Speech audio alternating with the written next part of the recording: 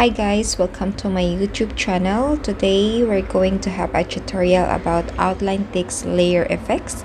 Let's going to open the Canva. This is it, the Canva app. Then we're going to create a project. You can press the plus down, or you can choose any of the social media you want, font, wallpaper, or YouTube thumbnail. So for me, I will going to choose the YouTube thumbnail.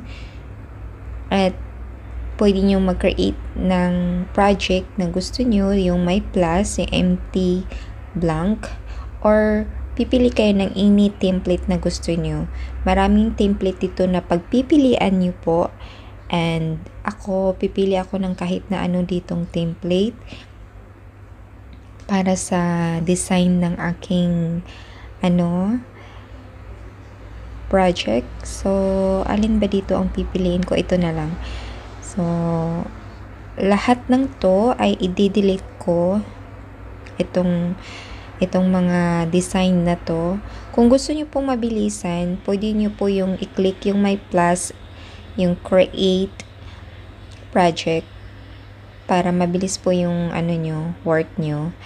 Ayan. So, i-replace ko po tong background. Punta ako sa gallery.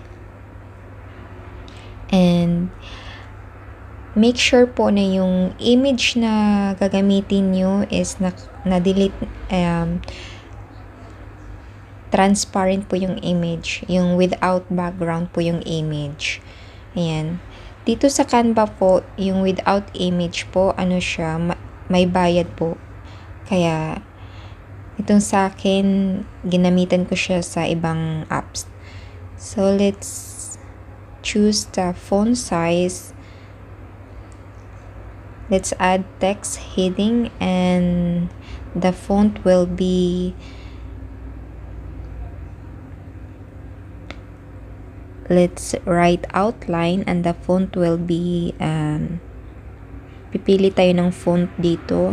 Maraming font po dito, so pipiliin natin itong Montserrat. Ayan. So, kahit na anong gusto nyo pong ilagay dito na text for your text effects po.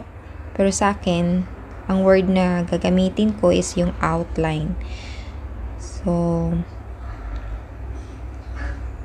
the font color will be white, and i-duplicate lang natin yan, guys. Then itong isa, ipunta tayo sa positions, and i-send back natin yan yung isang word. Then i-adjust lang natin yung isa ding word. So set up na yung natin, yung word. So, hahanap ako ng ibang background kasi ayoko yung background. Hahanap tayo ng babagay sa picture natin. Ito, mas maganda to. So, ayan. Gusto ko to. So, punta tayo sa, style. Dito po sa halo. Ayan. So, ito lang po, i-adjust nyo lang po yung, yung thickness ng, effects. So, mabilis lang po, diba? Mabilis lang po siyang gawin. Kaya, ayan, i-download natin, and hintayin natin yung matapos para hindi putol yung image. Then, automatic na siyang pupunta sa gallery. Ayan po. Nasa gallery na siya. Ito yung outcome. Don't forget to subscribe.